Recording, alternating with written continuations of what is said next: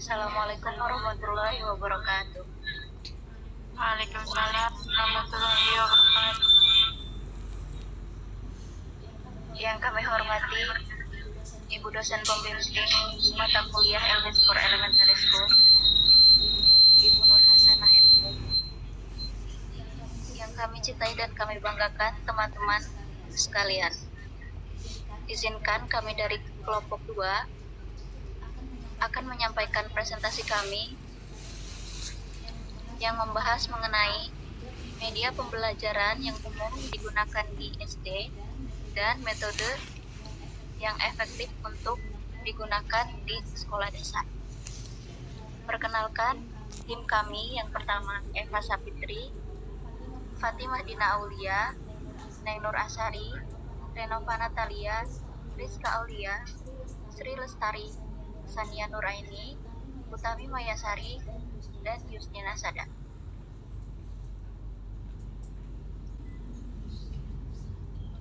Pembahasan yang pertama mengenai media pembelajaran.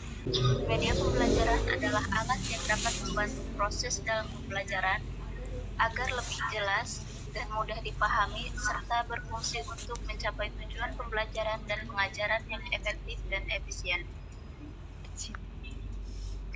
Kemudian, contoh-contoh media pembelajaran yang biasanya digunakan di sekolah dasar.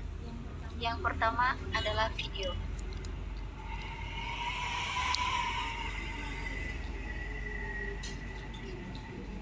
Dengan menggunakan video, para siswa menonton video pembelajaran sebelum mempelajari materi. Yang kedua, buku.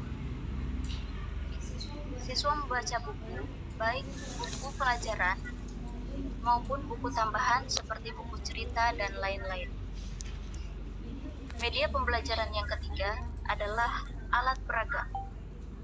Guru menyiapkan alat peraga pembelajaran yang cocok untuk pembelajaran yang akan datang. Materi selanjutnya akan disampaikan oleh Fatimah Dina Aulia. Kepadanya saya persilakan. Okay, the next learning material examples is poster. Poster contains letter and pictures, so that it will make the student interested in learning. Next one is everyday objects, such as pencil, pens, etc. We can use everyday object as learning materials, such as stationery to learn the name of the object. And the last is flashcards. Flashcards can help students learn vocabulary much faster and in a fun way. Yang selanjutnya yaitu benefit of learning material. Yang pertama, stimulus creativity. Dengan metode dan media berbeda yang mencakup segala aspek kreativitas, siswa dapat lebih terpacu. Dengan adanya celah untuk mengeluarkan kreativitas, siswa dapat bebas mengekspresikan dirinya dalam berbahasa dan mempermudah menyerap pembelajaran. Yang kedua, metode pembelajaran dapat mendorong siswa untuk lebih berinteraksi dan mau ikut aktif dalam pembelajaran. Siswa yang tadinya tidak aktif akan menjadi lebih aktif dalam pembelajaran. Hal tersebut akan membuat mereka lebih memahami materi pembelajaran yang disampaikan. Siswa yang tadinya sudah aktif akan lebih terpacu untuk meningkatkan kreativitas dalam pembelajaran dan membuat mereka serta teman sekelasnya menjadi lebih termotivasi dalam belajar.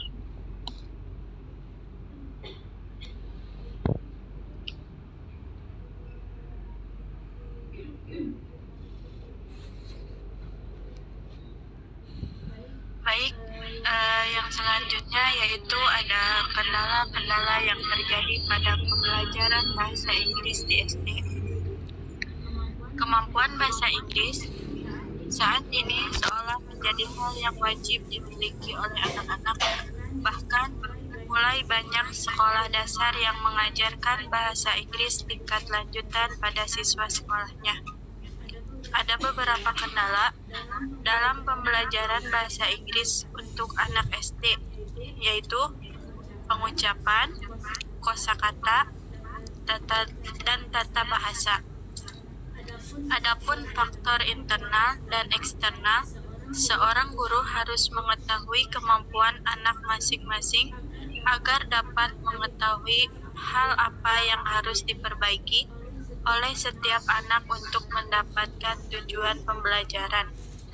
Menurut EF Education mengatakan bahwa untuk memenuhi kebutuhan ini, banyak orang tua yang memasukkan anak-anaknya ke lembaga kursus sejak usia dini dan terus berlangsung hingga memasuki usia SD.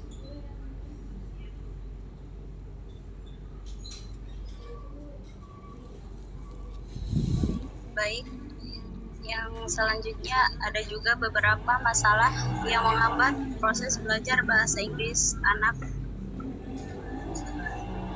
Di antaranya, bosan. Anak yang dituntut untuk belajar suatu hal sejak usia dini, suatu saat akan mengalami rasa bosan. Apalagi jika sang anak belajar dalam lingkungan yang sama, maka rasa ini bisa datang lebih cepat. Hal ini biasanya terlihat dari anak yang mulai malas untuk datang ke tempat kursus, berusaha mencari alasan agar bisa tidak datang untuk mengatasinya. Orang tua bisa berdiskusi dengan anak tentang apa yang diinginkannya. Yang kedua yaitu lelah. Selain kursus bahasa Inggris, tidak jarang seorang anak harus mengikuti kursus lainnya. Tanpa mengikuti berbagai kursus, terkadang anak akan tertinggal dengan teman-temannya ketika belajar di kelas. Namun berbagai kursus ini pastinya akan berdampak pada fisik anak, yang akan membuat anak merasa kelelahan. Untuk mengatasinya, orang tua harus pintar mengatur jadwal kursus anak dan membatasi kegiatan anak. Yang terakhir yaitu lingkungan. Naluri alami, seorang anak adalah senang bermain. Ketika seorang anak menemukan teman bermain yang cocok dengannya, dan tiba-tiba diminta berhenti bermain karena harus kursus, tidak jarang anak ini akan memberontak. Untuk mengatasi masalah ini dibutuhkan kesabaran dari orang tua untuk menjelaskan pada anak mengenai pentingnya kegiatan kursus yang harus diikuti anak.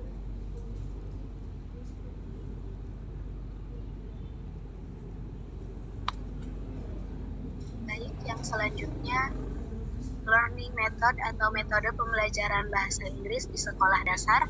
Apa itu metode terdiri dari dua. Yang pertama yaitu traditional method atau metode tradisional.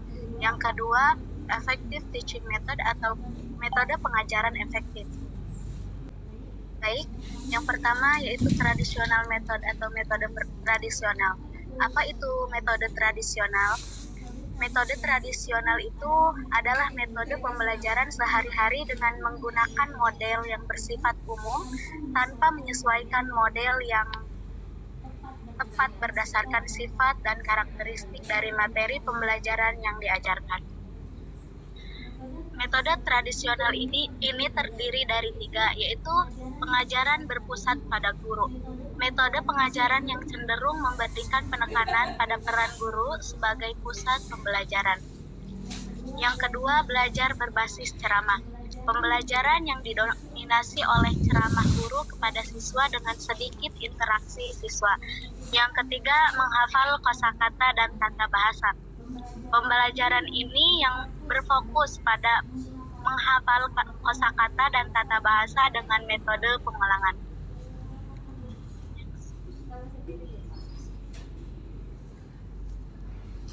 Kemudian limitasi metode tradisional, yaitu atau kurangnya keterlibatan dan partisipasi siswa. Siswa kurang terlibat secara aktif dalam proses pembelajaran dan hanya sebagai pasif pendengar.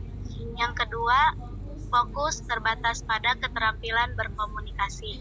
Keterampilan berbicara dan mendengarkan sering tidak menjadi fokus utama dalam metode tradisional. Dan yang ketiga, sulitnya mempertahankan informasi yang telah dipelajari. Informasi yang hanya dihafal dengan metode pengulangan cenderung cepat terlupakan. Selanjutnya akan disampaikan oleh Kak Yusti.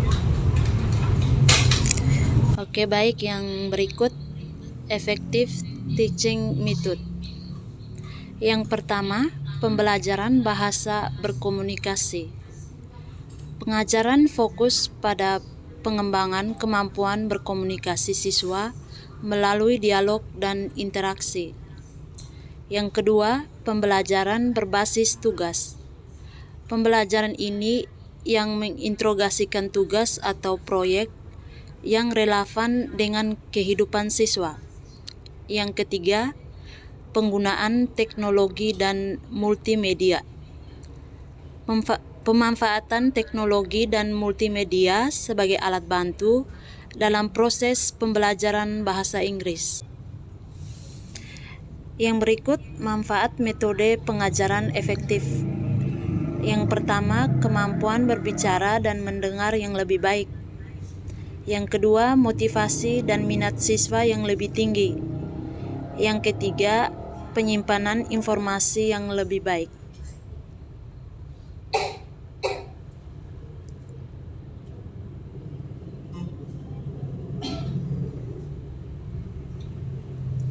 Berikut siapa?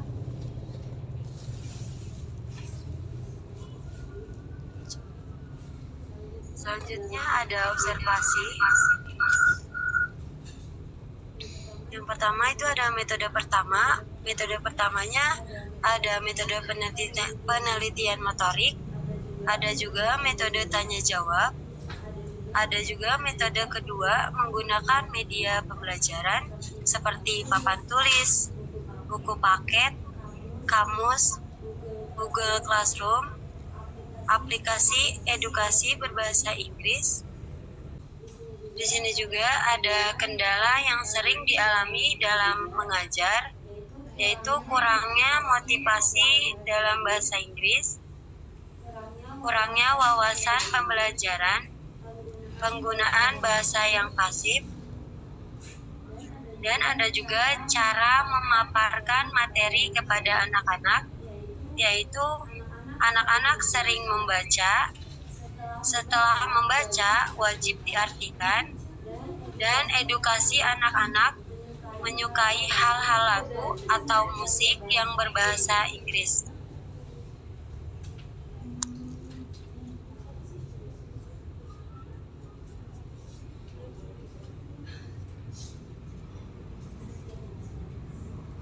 Sekian dari kelompok kami, kelompok 2.